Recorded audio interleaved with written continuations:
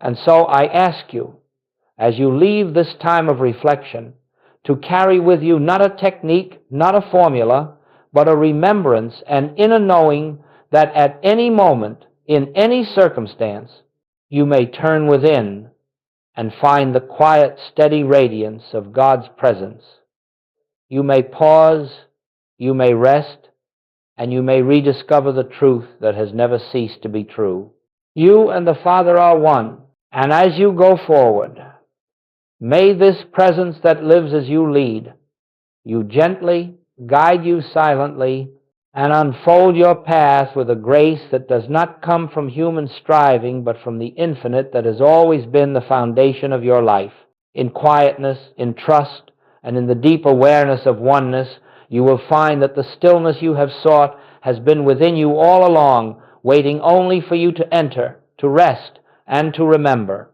And it is this recognition, this quiet turning toward the inner presence, that becomes the beginning of peace.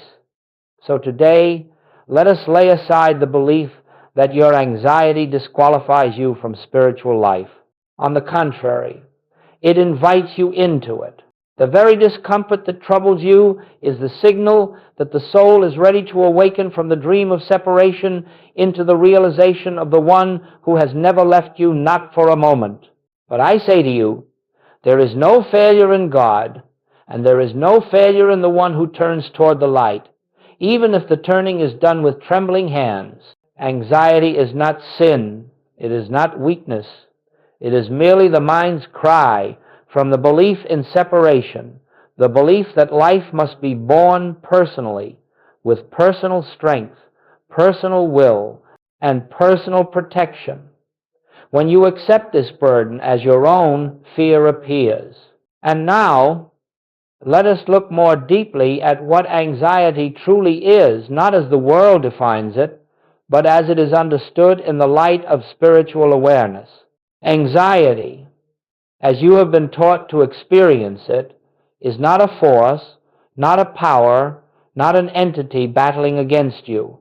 It is simply the activity of the human mind attempting to live apart from its source. Fear arises the moment we accept the suggestion that there are many powers, circumstances that can threaten us, conditions that can weaken us, people who can diminish us, and that God somehow stands apart from these forces, occasionally intervening if the prayer is strong enough. My friends, this is the heart of anxiety, the belief in two powers. But the instant you begin to feel even faintly that there is only one power, and that this power is not out there somewhere but is the very life and substance of your being, the grip of anxiety begins to loosen. You have blamed yourself for your anxiety when in truth it has only been the mind's innocent attempt to defend an identity that never existed apart from God. You do not heal anxiety by fighting it. You dissolve it by awakening to the truth that the self which fears is not the self that you truly are.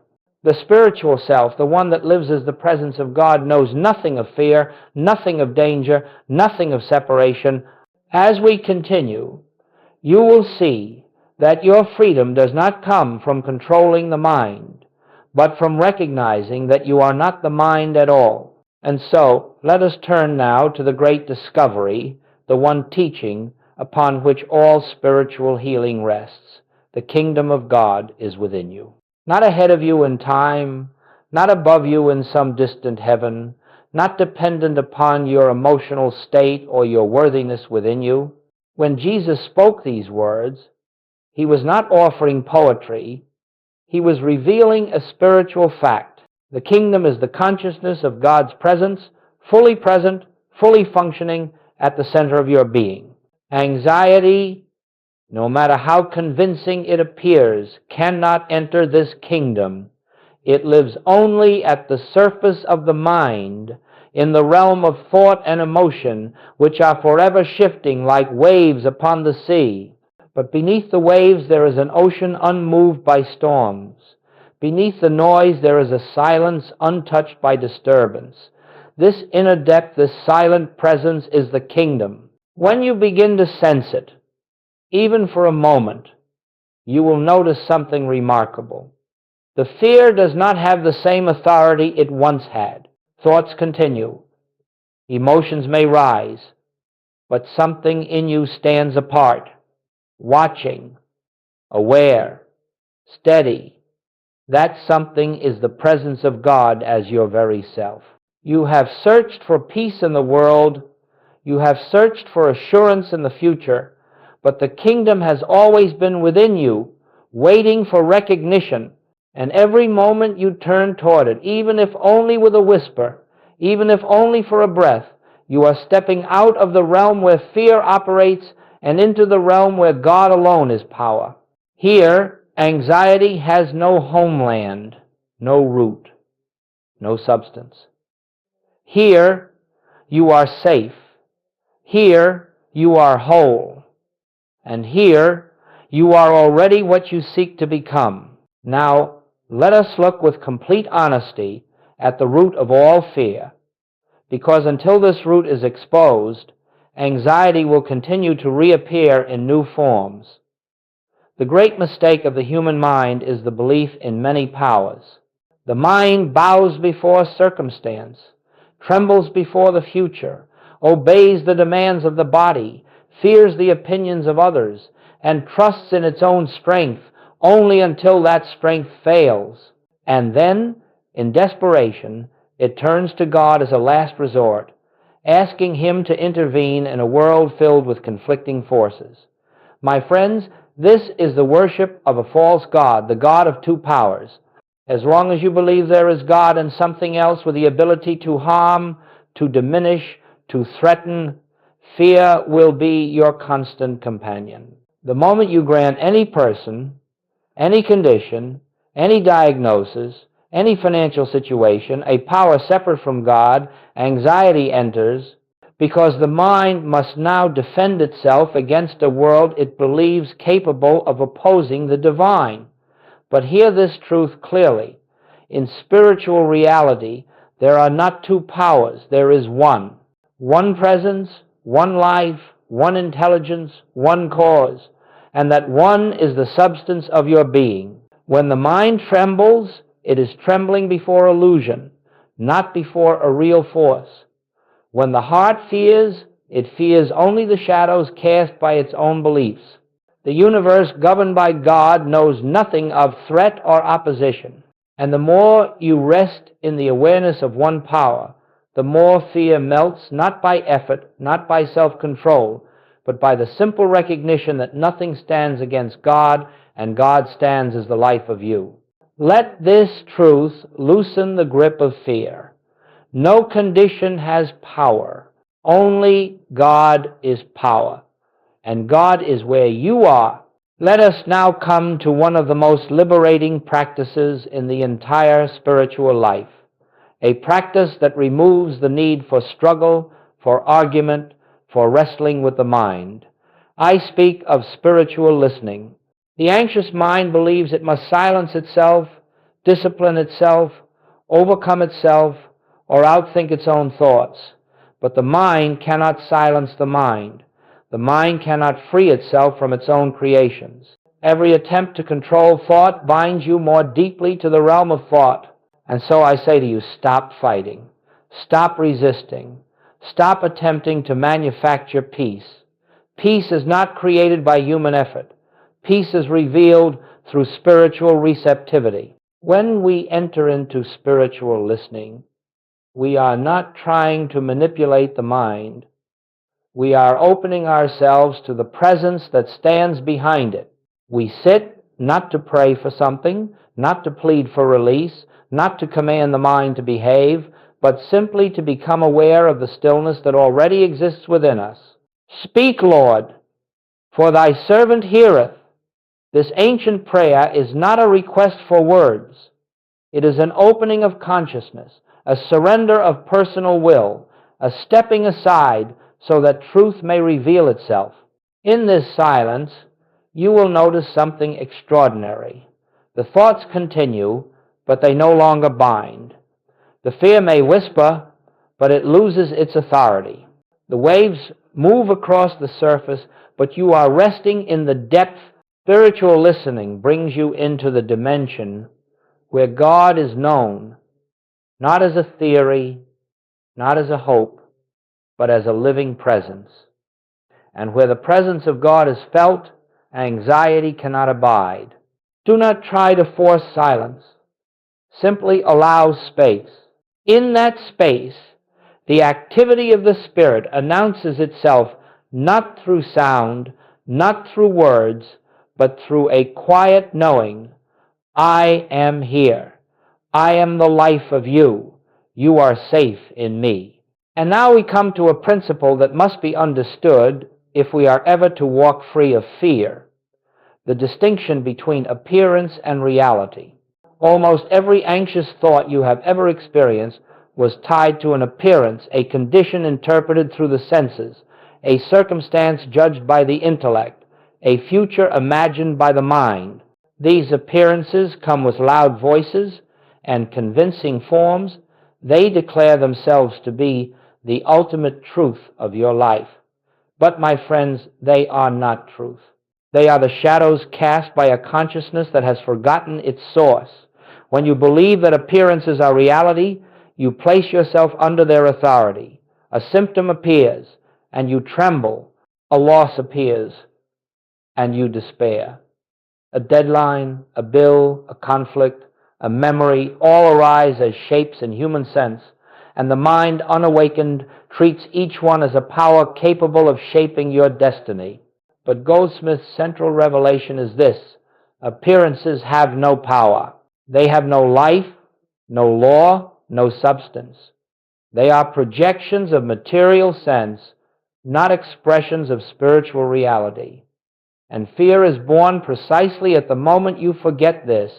To see through appearance does not mean to deny the human picture. It means to refuse its claim of authority. When fear arises, pause and say, not with strain, but with inner clarity, this is an appearance only. God is the only presence here. Then wait. Do not rush to fix. Do not rush to understand. Simply wait for truth to reveal itself behind the picture. All healing, all peace, all release from anxiety comes from this ability to stand still long enough to witness the unreality of the things that frightened you. In time, you will see that appearances pass, but the presence remains. Fear fades, but reality endures. And this insight becomes your golden thread out of all anxiety. Behind every troubling appearance stands God, untouched, unopposed, and fully present. Let us now step gently into the heart of this work, not as an exercise to control the mind, not as a method to manipulate emotion, but as an opening through which the kingdom within may be felt. The meditation I offer you is not something you do. It is a space you allow. So as we begin, simply let your breathing fall into its natural rhythm. You are not shaping the breath, you are witnessing the breath that life itself is breathing through you. As you watch the breath, allow the world to loosen its hold, not by pushing it away, but by releasing your grasp upon it. Every exhale is an invitation to let the mind settle, and every inhale is a remembrance that the presence is here. Now, without effort, without strain, let a simple truth rise quietly within you. God is the only presence here. Speak it inwardly, not as an affirmation to convince yourself, but as a recognition of what already is. Let the words fall softly into the stillness of your being. And now notice, as you gently rest in this awareness, that the anxious thought no longer stands as an enemy. It is simply a ripple upon the surface. You need not chase it, nor silence it, nor judge it. You merely let it be. The deeper part of you, the part that watches, the part that is aware, is untouched. This awareness is not anxious. It is spacious, open, quiet. Rest there. Feel the distinction between the transient movement of thought and the stillness behind it. This stillness is the kingdom. It needs no improvement. It needs no effort. It simply is. Let the next movement of meditation unfold naturally as you recognize gently, this fear has no power. It is appearance only. God is the only power here. Do not force the meaning. Allow it to permeate you the way sunlight permeates a room. And as you rest, you may sense a shift, a softening, a widening, a subtle peace rising from within, not created by you, but revealed in you. You are touching the depth beneath the waves, the presence beneath the thoughts. Nothing in your experience can disturb this center, except your belief that something can. Remain here for another moment, silently aware of the truth. The kingdom is within you. It has always been within you. It has never been far, never been absent, never been silent. You are resting now not in a technique, but in reality itself. And as you return slowly to the surface of awareness, know this: what you touched in these few minutes is not temporary. It is the always present foundation of your being. You need only return to it again and again, whenever the mind forgets. As we continue, let us recognize something essential. Spiritual realization is not a single moment of illumination, but a continuous returning to truth. The kingdom within is always present, but the mind forgets. The old fears rise, the conditioned reactions reappear, and the habits of separation consciousness try to reclaim their place. This does not mean you have failed. It means only that you are learning to walk in a new dimension. And so we begin to live from the kingdom, not in rare moments of meditation, but in the very circumstances that once stirred anxiety. When something triggers you, do not condemn yourself. Simply pause. Feel the pull of the old belief, but do not obey it. Say quietly, even if only inwardly, this is appearance. God alone is presence. You will be astonished by how quickly the emotional charge begins to loosen. When overwhelm rises, do not look outward for rescue. Step back within yourself and remember, this experience is happening at the level of thought, not at the level of spirit. The Spirit of God in you remains undisturbed, untouched by the agitation of the mind.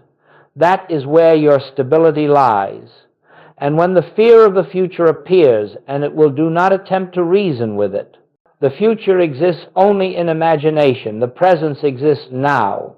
You cannot live in tomorrow, but you can live in the truth of this very moment. And in this moment, God is the only power. As you continue this practice, something begins to shift. Anxiety may still arise, but it no longer commands you. Fear may whisper, but you no longer accept its message as truth. You begin to recognize the pattern of the mind, and you learn to rest in the deeper awareness beneath it. This is what it means to outgrow fear, not by force, but by truth. Over time, you come to see that you have never been the anxious self you believed yourself to be. That identity belongs to material sense, not to spirit. The real you, the spiritual you, is incapable of fear, for it lives in the awareness of one presence and one power. My friends, this is the great secret. You do not heal anxiety. You awaken from the belief that anxiety ever had power over the life that is God expressing as you. Each moment of remembrance weakens fear's authority. Each return to truth strengthens your awareness of the kingdom within. And little by little, day by day, the old fears lose their foundation until they finally fade, not because you conquered them, but because you discovered they were never real in the first place. And now, as we bring this time of sharing to a close, I want you to rest in a simple, liberating realization. Your freedom does not come from mastering the mind, nor from perfecting your emotions, nor from achieving some extraordinary state of spiritual superiority. Your freedom comes from remembering the truth again and again that you are not a vulnerable human being struggling through a hostile world. You are the life of God expressing itself as individual being. Anxiety may rise, fear may appear, but these belong to the realm of appearance, not to the truth of your identity.